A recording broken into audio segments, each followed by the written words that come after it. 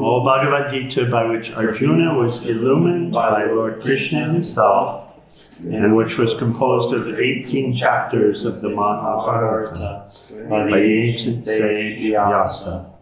O Divine Mother, destroyer of rebirth, who showers the nectar of oneness upon us.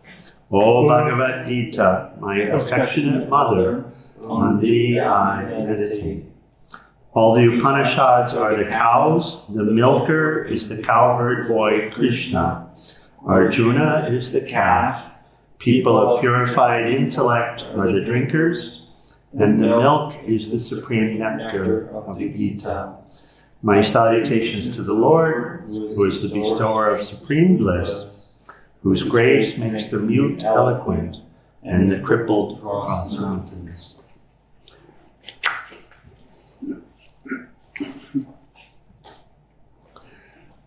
Okay, so yesterday we were talking about the mind, steadiness of mind, one-pointed mind versus dispersed mind, right? Integrated versus disintegrated person. Does that resonate? Mm-hmm. Okay, so we move on. And this is the teaching of yoga. So, bringing the mind to one point and how to do so, and upon what to bring the mind to one point. But really, any field, any endeavor, it will be the same. Whatever it is, you see, right? If we're able to bring the mind to a single point, then we can accomplish, and whatever it is we can accomplish, that's power of mind, power of will. And quite amazing. Mm-hmm. And so too, if the mind is diffuse, we won't accomplish it. If it's dispersed, we won't accomplish it. We'll go hither and thither, and we'll be distracted by all of the things along the way, and none of them will fulfill, and we'll feel dissatisfied, not having achieved the goal, whatever the goal is. Okay. So he continues with 42, and there are a few shlokas that we'll just read. In flowery discourses, the unwise focus on the letter of the scripture. We read these yesterday. With minds full of desires in heaven as their highest goal, they speak mostly of rites and rituals, which they believe will bring pleasure and power. They deeply attached to pleasures. Those deeply attached to pleasures and power are not able to fix their minds one-pointed in meditation and enjoy samadhi. And the Vedas discuss three gunas. Arjuna, transcend the three gunas, and you will be free of the pairs of opposites, ever balanced, free of wanting to get or keep anything, and centered in your true self. And continue. For those already enlightened, the scriptures are as useful as a water reservoir during a flood. Mm-hmm.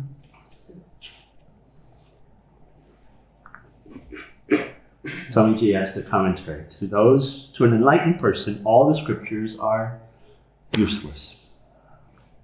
When there's water everywhere, what's the use of a small well or even a reservoir? A reservoir is needed when there's no water anywhere. Then at least you'll have some water to drink. But when there's water everywhere, who worries about the reservoir? It's the same for an enlightened person. Everything is there. He knows what's what. There's no need for scriptures to tell him.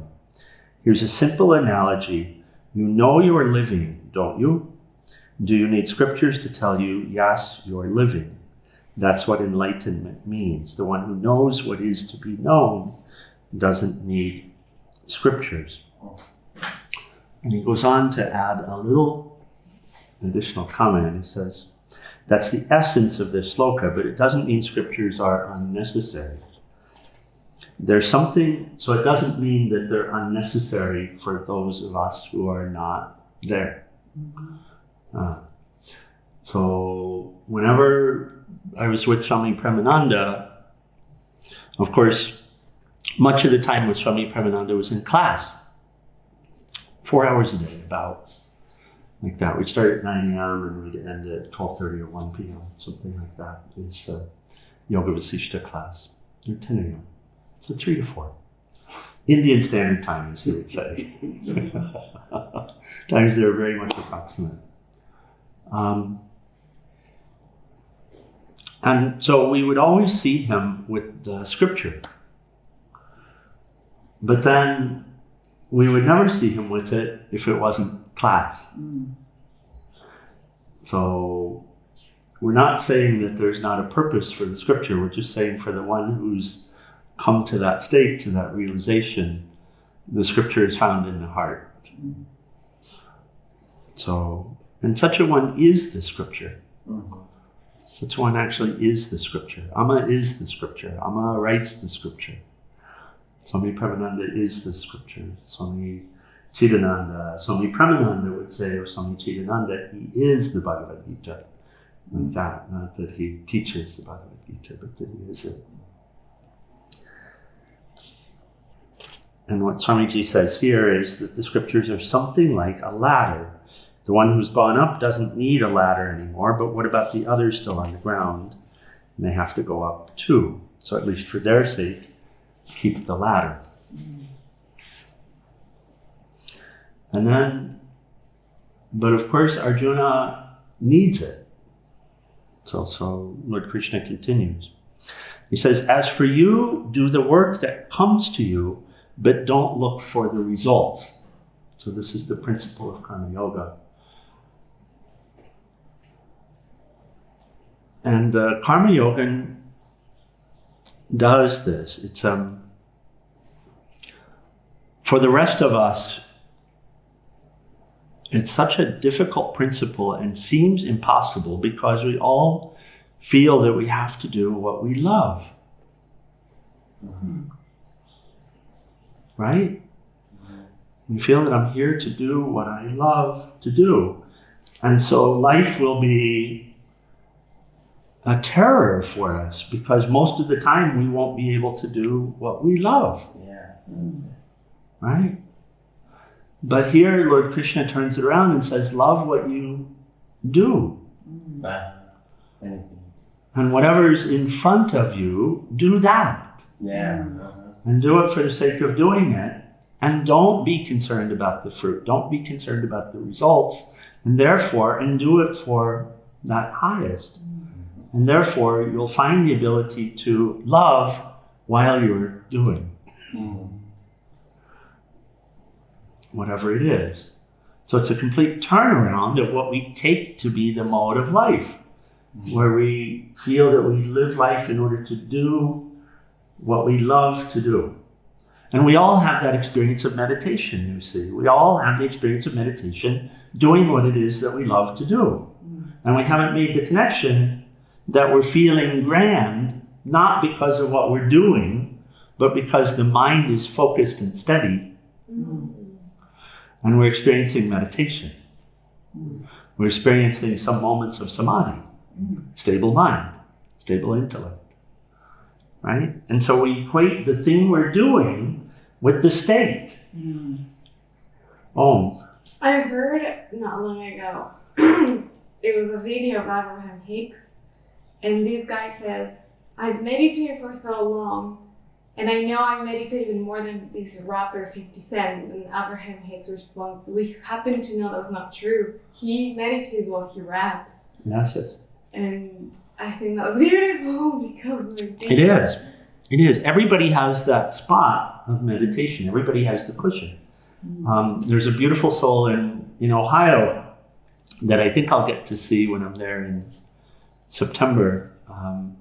His spot is on the seat of his riding lawnmower.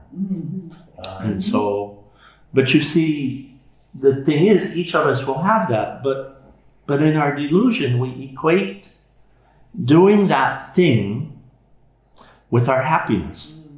But it's not because we're doing that thing, it's because we're experiencing samadhi.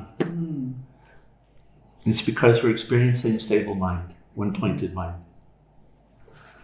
And so here Lord Krishna is teaching one of the primary principles of yoga, karma yoga specifically, which is that the samadhi is not reliant upon the thing that you're doing. That if you keep a stable mind and do it for the sake of doing it, or do it for my sake and offer the fruit, and don't rely upon the fruit to make you happy, then you can experience that samadhi in whatever you're doing. So it really is a turning around of what we take to be life, isn't it? We imagine it to be, I have to do something in order to get. But here he'll say, do whatever's in front of you. Just whatever's in front of you. You don't have to get something else to do. So as for you, do the work that comes to you. But don't look for the results. Don't be motivated by the fruits of your actions, nor become attached to inaction. Swamiji says, it's an oft-quoted sloka. Your duty is to perform the act, but not for its fruit. Claiming the fruit of your actions is the forbidden fruit spoken of in the Bible. That was the first commandment given by God to the very first man, Adam. The commandment is given to Atman also. Adam and Atman, and even Atom, are all more or less the same. Adam, Atman, and atoms just function. Ask an atom, why are you constantly revolving? And he says, it's none of my business to know that. He's answering for the atom. It's none of my business to know that. I'm just doing whatever I'm supposed to be doing. That's how the atom experiences samadhi. Not wrapped up in the fruit of it. It just acts, it never worries about the results. That's what Sri Krishna says here. You're not to be affected by the act. When we can master this, when we can get it, what's being shared, and live in the spirit of it, then we will stop longing for the thing that we imagined that if only we had that, or if only we were doing that, we would be happy. You know, the experience of happiness that we've had, it's a teacher for us. The fact is, the happiness is not in that thing. If it were, everybody would do the same thing. Everybody would have that experience of samadhi doing the same thing if it were in that thing. It's not. It's just a particular predilection of this person who you're not. It's a particular conditioning of this person. And so, and in this birth, it's how we first experience samadhi.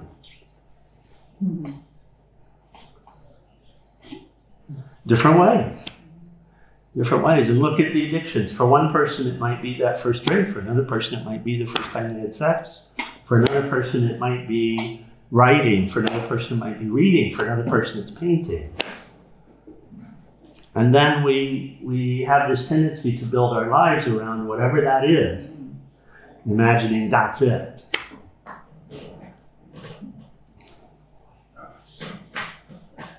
But that's just that taste. It's a taste, and it's showing us what life can be like if we're able to live in the spirit that Lord Krishna is giving us. Balanced, steady, joyful. Joyful. What's that? In the 70s, there was this song. Who was it? Love the one you're with. Does anybody know this? The rest of it will come in a while. It doesn't need to. Maybe someone who's joining us online can write the name on it if you know. So, and then he's defined yoga. I know he says it. He's defined yoga. And then he says in 48, this is one of the famous quotes, that he says, he defines yoga in the second chapter twice. First one here is equanimity of mind is yoga. Do everything, Arjuna, centered in that equanimity. Renouncing all attachments, You'll enjoy an undisturbed mind in success or failure. And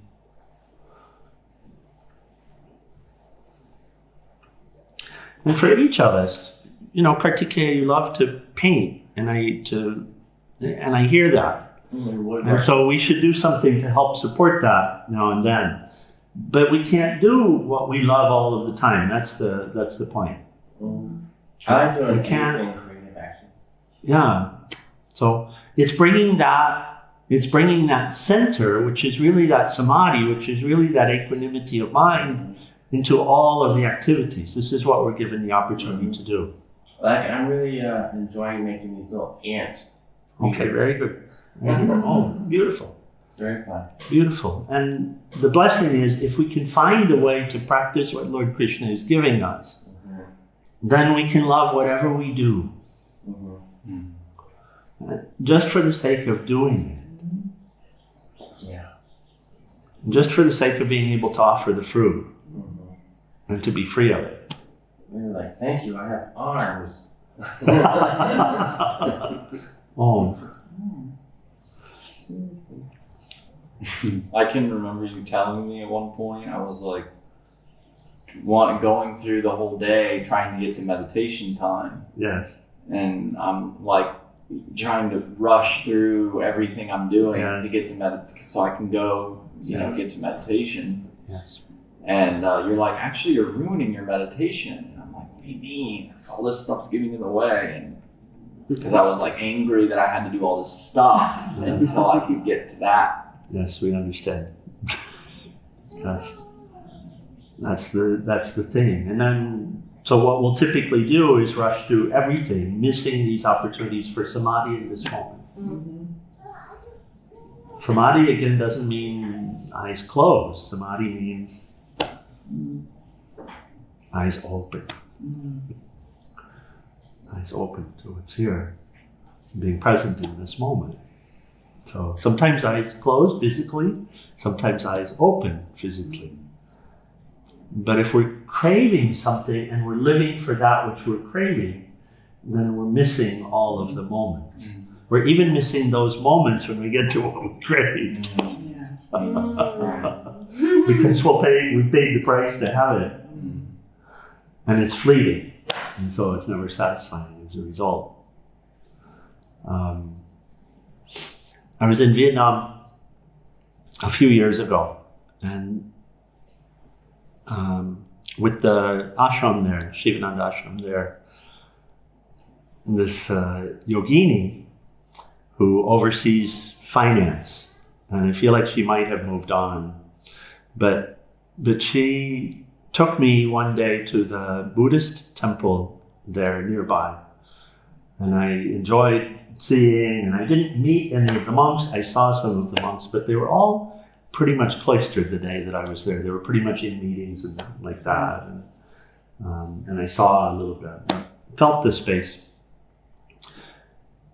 She told me about taking a Swami there the prior year, and this Swami had met one of the monks and asked the monks about meditation, and the question was, how many hours a day do you meditate? And the monk looked at him with this awe.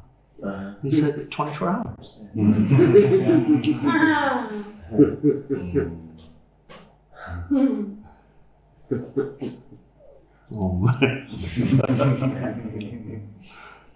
Oh. So that's the spirit of Karma Yoga.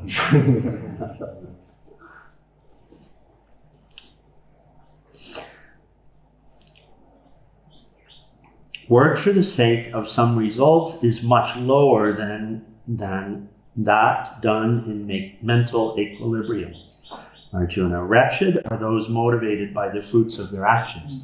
He's not condemning those who are motivated by the fruits of our actions. He's saying we condemn ourselves when we're motivated by the fruits of the actions. Look, it's all innocent enough. It's all little stuff, it seems like. Here, a big thing, but the things we're dealing with typically are little things. It's not actually the world war that's starting for most of us, although it always has the potential. Which is why we're learning conflict resolution and all of this. So, but the little things, and we say, but I just want this. I just want to be left alone. I just want whatever it is. And then we'll say it and it'll sound so little. And you know, what's somebody going to say? Okay, fine. Yes, I understand. But then here's the thing for each of us to hear. And that's each of us. As Jesus would say, if you have ears to hear, then listen. Here's the thing, is these little things add up to the big thing. These little things make the big thing. And so if we're always longing for something that we don't have, we're never meditating. We're never in samadhi. We're always missing life. If we're always longing for a different state of the body, a different state of mind, a different set of friends, a different place to live, a different job, different responsibility, different duty, different religion. Oh, whatever it is, then there's no meditation for us. Right? It just can't exist. So then we'll long for meditation and we'll imagine it to be somewhere else. But really, peace is right here, right now. And if we can fully accept and occupy the mind, and we have to have the mind occupied, it's the only way. But if we can occupy it in equanimity, just engage in whatever there is to engage in. You know, feeding this ant, this cat, this, sweeping this floor, making this bed, washing this dish. Thich Nhat Hanh tells a little story about having a visitor who he'd had a meal with. And then at the end of the meal, and I think Gopala is the one that had first shared this. At the end of the meal, the visitor says, "May I wash the dishes, please?" And Thich Nhat Hanh says, "I don't know. For what purpose would you wash the dishes?" And the guest said, "In order to clean them." And Thich Nhat Hanh said, "You're not ready."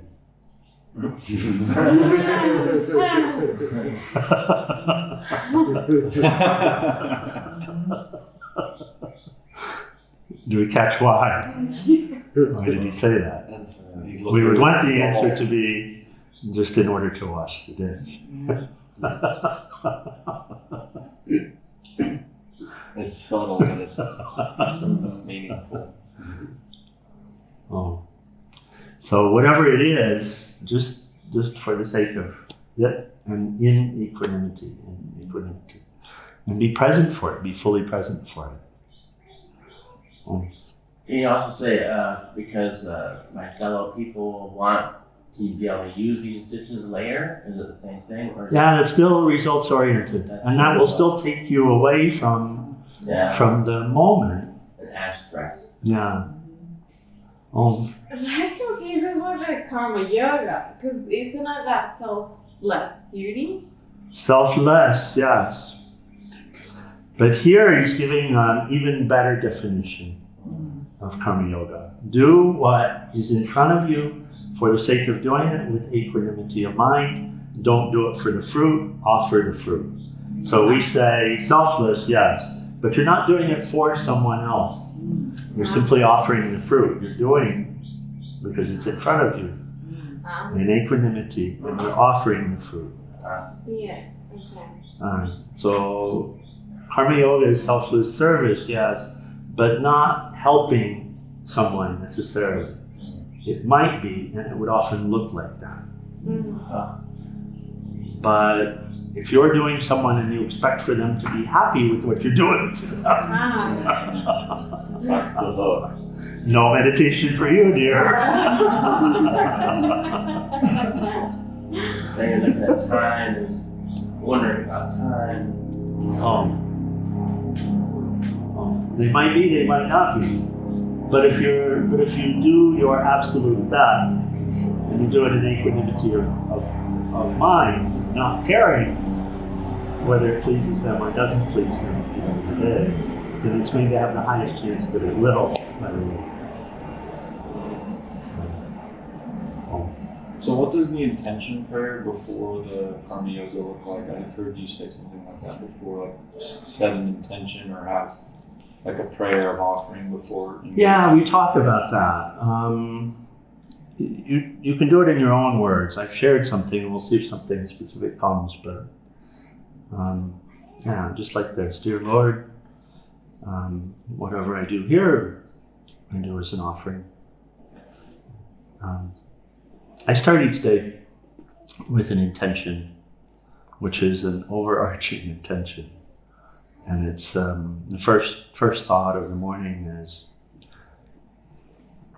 Dear Lord, may all of these thoughts, words, and actions this day be inspired for the benefit of all. May my service this day help each and all to know the peace and love that is in the center of each of us, and may all know peace. Om Shanti, Shanti, Shanti. So setting these intentions are very, very helpful in terms of setting the intention for why we do what we do. Really, we're not the doers, but we don't see that yet.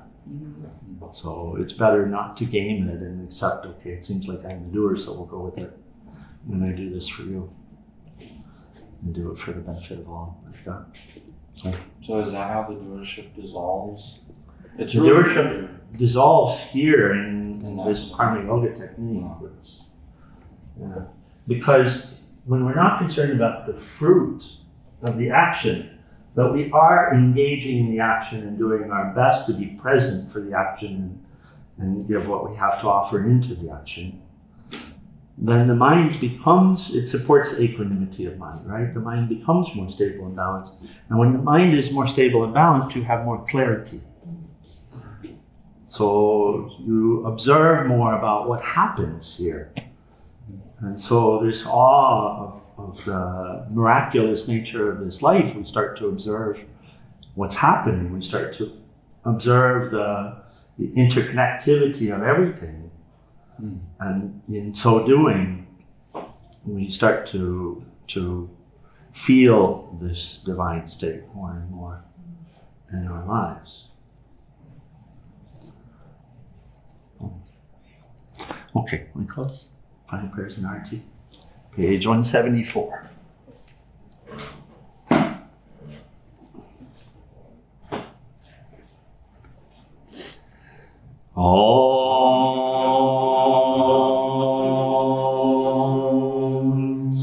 Om Trayambakam Yajamahe Suvandhim Pushtivardhanam Orvai Rukameva Vandanan Mrityor Mukshiyamam Mritat Om Trayambakam Yajamahe Suvandhim Pushtivardhanam Orvai Rukameva Vandanan Mrityor Mukshiyamam Mritat Om Trayambakam Yajamahe Suvandhim Pushtivardhanam Orvai Rukameva Vandanan Mrityor Mukshiyamam Mritat Om Sarvesham Swastir Bhavatu Sarvesham Shantir Bhavatu Sarvesham Purnam Bhavatu Sarvesham Mangalam Bhavatu Sarve Bhavantu Sukhina Sarve Shanti Niramaya